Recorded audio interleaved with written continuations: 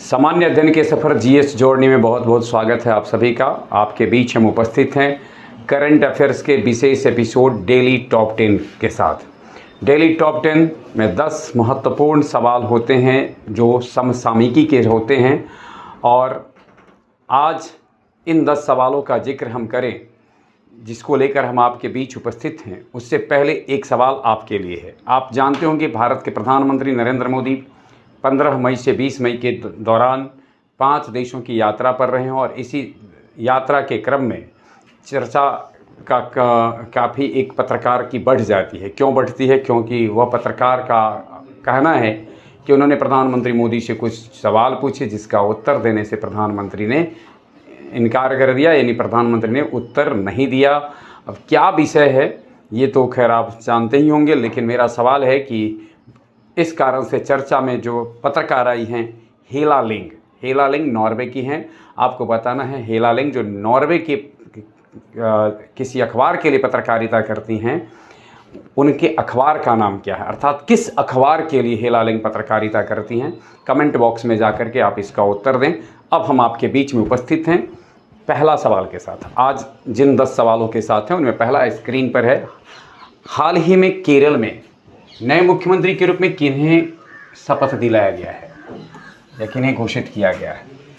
जैसा कि आप जानते होंगे कि भारत के 5 राज्यों में राज्य विधानसभा चुनाव हुए हैं और उनमें केरल में भी हुए हैं। तो अब आपको बताता है कि अभी केरल में किनको मुख्यमंत्री के रूप में शपथ दिलाया गया है। पिनराई विजयन, केसी वेणुगोपालन, बी.डी. सतीशन और रमेश चन्नीथाला। और सही आंसर है इसका बी.डी. सतीशन। बी.डी. सतीशन जिनका संबंध कांग्रेस से है, उनको केरल का नया मुख्यमंत्री बनाया गया है। बी.डी. सतीशन से पहले अभी देखिए पिनराई विजयन जो कम्युनिस्ट पार्टी से थे, 2016 से 2026 तक केरल के मुख्यमंत्री रहे, और बी.डी. सतीशन पिनराई विजयन का स्थान लिए हैं। पिनराई विजयन कम्युनिस्ट पार्टी से थे, ध्यान में रखना है। इस बार कम्युनिस्ट पार्टी की जो हाँ वामपंथी सरकार थी और वामपंथियों की हार होती है, अर्थात जो कम्युनिस्ट पार्टी का गठबंधन था उसकी केरल में पराजय के बाद कांग्रेस के नेतृत्व वाली गठबंधन वहाँ सत्ता में आती है, और वहाँ कांग्रेस के प्रमुख नेता बी.डी. सतीशन को केरल का 13वां मुख्यमंत्री के रूप में उनके नाम की घोषणा की जाती है, उन्हें शपथ ग्रहण दिलाया जाता है। जो अन्य विकल्प हैं उसके ऊपर हम विचार करें। केसी वेणुगोपाल भारतीय राष्ट्रीय कांग्रेस के प्रमुख और वरिष्ठ राजनेता हैं, और अल्लाह पूछा लोकसभा सीट के सांसद भी रहे हैं, लोकसभा की लोक लेखा समिति के अध्यक्ष हैं। हम विकल्प की बात करें, जो अन्य विकल्प थे उनमें से केसी वेणुगोपाल को ध्यान में रखना है। सदन की एक जो चर्चित होता है लोकसभा की एक लोक लेखा समिति, उसके अध्यक्ष भी हैं। रमेश चन्नीथाला भारतीय राष्ट्रीय कांग्रेस के वरिष्ठ नेता हैं। चलिए दूसरा सवाल है मेरी रसोई। ये एक बहुत ही महत्वाकांक्षी योजना है, हाल ही में किस राज्य सरकार द्वारा शुरू की गई है? राजस्थान, पंजाब, मध्य प्रदेश, उत्तर प्रदेश। और सही उत्तर है भगवंत मान की सरकार जो पंजाब में है उसके द्वारा मेरी रसोई योजना की शुरुआत की गई है। और इस योजना के तहत 40 लाख ज़रूरतमंद परिवारों को हर 3 महीने में तिमाही में मुफ्त राशन किट दी जाती है। इस योजना का मुख्य उद्देश्य गरीब परिवारों के मासिक घरेलू खर्च को कम करना है और उन्हें पौष्टिक भोजन सुनिश्चित करना है। यानी भगवंत मान सिंह के द्वारा जो ये पहल की गई है, यह एक कल्याणकारी पहल है जिसमें 40 लाख लोगों को 3-3 महीना के ऊपर तिमाही के रूप में उनको मुफ्त राशन किट दिया जाता है। और ये किट भी वहाँ जाकर के, यानी मेरी रसोई का जो अभियान है, इसमें मेरी रसोई योजना में सरकार का एक जो नियुक्त कर्मचारी है उसके वह पहुंचता है घर पर, और घर पर पहुंच करके यह किट मुहैया करता है। अर्थात किट लेने के लिए भी आपको जाने की ज़रूरत कहीं नहीं होती है।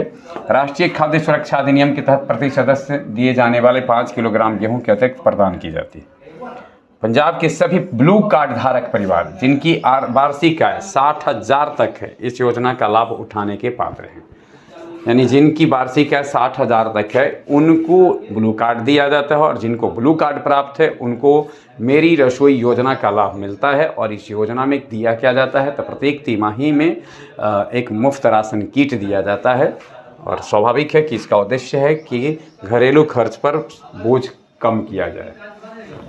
अगला सवाल है हाल ही में नई दिल्ली में ब्रिक्स विदेश मंत्रियों की बैठक हुई, यह बैठक हो चुकी है। तो गौरतलब हो 15 मई को यह बैठक खत्म हो गया है। अब आपको बताना है इसकी अध्यक्षता किस देश के विदेश मंत्री द्वारा की जा रही है। तो की जा रही है बल्कि किस देश के विदेश मंत्री द्वारा की गई। अब आप,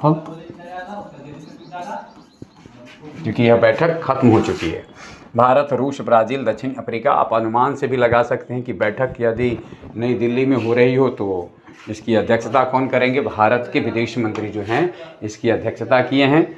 भारत के विदेश मंत्री जैसा कि हम लोग जानते होंगे डॉक्टर एस जयशंकर हैं। तो अभी हाल में आपसे ये पूछा जाए कि ब्रिक्स सम्मेलन जो विदेश मंत्रियों का सम्मेलन था ब्रिक्स का, उसकी संपन्न कहाँ होता है, तो संपन्न नई दिल्ली में होता है। और इसकी अध्यक्षता किसके द्वारा की जाती है, तो भारत के विदेश मंत्री एस जयशंकर के द्वारा की गई है। ओमान में भारत का नया राजदूत किसे नियुक्त किया गया है। पुनीत अग्रवाल, प्रशांत पीसे, अनुराग भूषण, रमेश कुमार।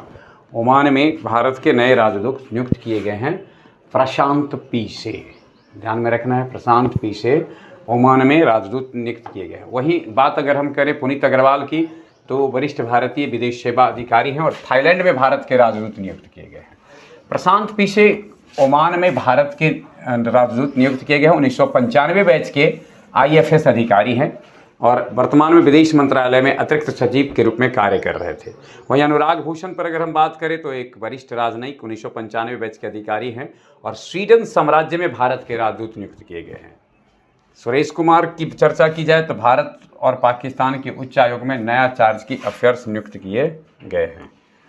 अगला सवाल है, हाल ही में चर्चा में रहे अनलेगा द्वीप किस देश का हिस्सा है। Maldives, Seychelles, Mauritius, Sri Lanka. एक बार फिर से देख लें, अनलेगा द्वीप किस देश का हिस्सा है। Maldives, Seychelles, Mauritius, Sri Lanka. चर्चा में रहा है अनलेगा और मॉरिशस का हिस्सा है। निर्मल सफ़ेद समुद्र तटों, हरे भरे नारियल के बागानों और भारत द्वारा निर्मित एक उभरती रणनीतिक सैन्य अड्डे के लिए अनलेगा जाना जाता है। गौरतलब हो कि यह मॉरिशस के साथ मिलकर अनलेगा द्वीप परियोजना के तहत बुनियादी ढांचे का विकास किया जा रहा है। इसमें एक हवाई पट्टी और जेट्टी शामिल है, यानी अनलेगा द्वीप में एक हवाई पट्टी और एक जेट्टी को शामिल किया जा रहा है। अगला सवाल और छठा आज के लिए है, किस भारतीय उद्योग निम्न में किन्हें भारतीय उद्योग परिसंघ CII के अध्यक्ष के रूप में नियुक्त किया गया है। राजीव मेमानी, संजीव पुरी, R मुकुंदन, सुचित्रा के एला। और सही आंसर है R मुकुंदन को भारतीय उद्योग परिसंघ के अध्यक्ष के रूप में चुना गया है। गौरतलब हो भारतीय उद्योग परिसंघ एक प्रमुख गैर सरकारी गैर लाभकारी उद्योग संचालित व्यापारिक संगठन है। पहले तो ध्यान में रखना है, गैर सरकारी गैर लाभकारी यह एक उद्योग संचालित व्यापारिक संगठन है और यह व्यापारियों के द्वारा ही चलाया जा रहा है, गैर सरकारी है, गैर लाभकारी है। 1895 में इसकी स्थापना हुई। यह संस्था देश के औद्योगिक विकास में महत्वपूर्ण भूमिका निभा रही है। अभी इसके उपाध्यक्ष शाश्वत गोयंका हैं, उपाध्यक्ष संजीव गोयंका ग्रुप के हैं। यानी देखिए CII के भी उपाध्यक्ष हैं और ये अब जैसा कि जिक्र ही है कि यह गैर सरकारी गैर लाभकारी है लेकिन व्यापारियों के द्वारा ही स्थापित है। तो ऑलरेडी गोयंका साहब RP संजीव गोयंका ग्रुप के भी उपाध्यक्ष हैं।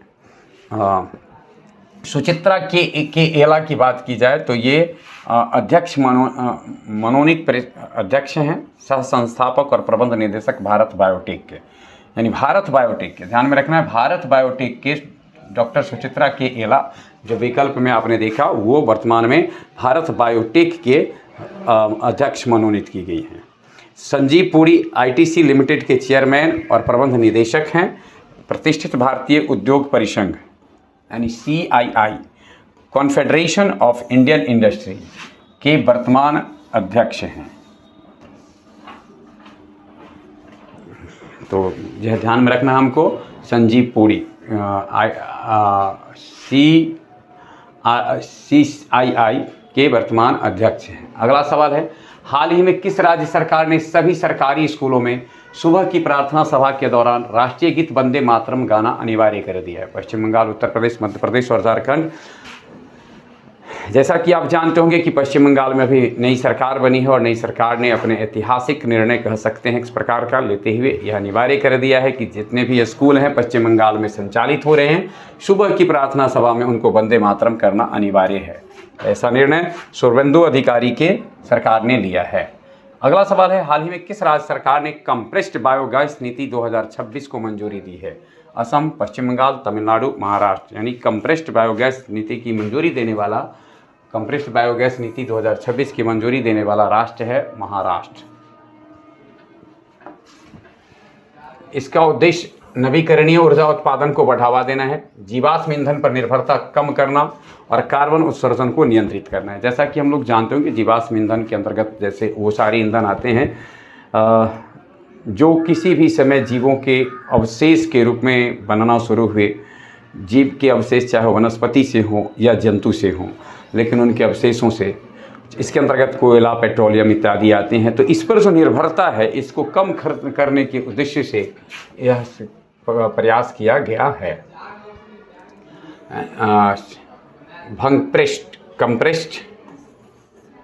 कंप्रेस्ड संपीड़ित या कंप्रेस्ड बायोगैस नीति महाराष्ट्र सरकार द्वारा 5 मई 2026 को आधिकारिक रूप से लागू की गई। चलिए, तो ध्यान में रखना है, अगर आपसे पूछा जाए कि यह कब किस तिथि को लागू की गई है तो 5 मई 2026 को लागू की गई है। सरमत मिसाइल RS-28 सरमत किस देश द्वारा विकसित की गई है? आपको बताना है सरमत मिसाइल को विकसित करने का श्रेय किस देश को जाता है? सरमत RS-28 सरमत।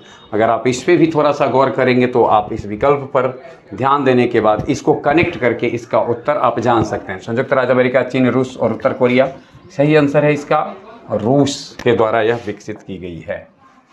एक सुपर हैवी परमाणु सक्षम अंतर्महाद्वीपीय बैलिस्टिक मिसाइल है जिसे नाटो द्वारा सैटर्न नाम भी दिया गया है। वारहेड, यह एक साथ कई परमाणु हथियार ले जाने में सक्षम है। ICBM का पूरा नाम देखिए, इंटरनेशनल इसको देख लेना है। और MIRV multiple independently targetable re-entry vehicles, multiple independently targetable re-entry vehicles.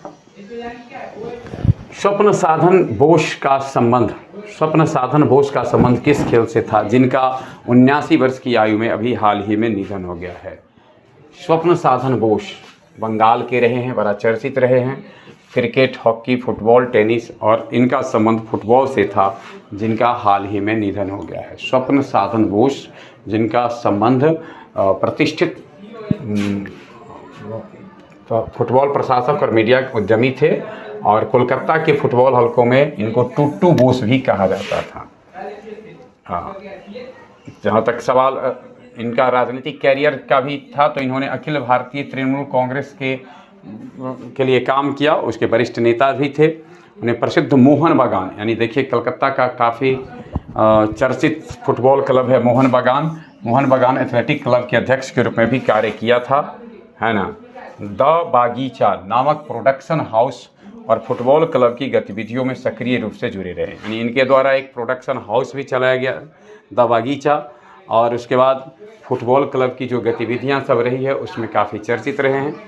तो ये थे 10 सवाल जिसके साथ हम आपके बीच उपस्थित हुए। बने रहे हमारे साथ। आज भर के लिए बस इतना ही, लेकिन चलते चलते एक बार फिर से हम अपने प्रश्न को रिपीट कर दें। आपको बताना है, हाल ही में भारत के प्रधानमंत्री मोदी के साथ चर्चा में रहने वाली पत्रकार हेला लेंग का संबंध नॉर्वे से है। आपको बताना है किस अखबार के लिए पत्रकारिता करती हैं।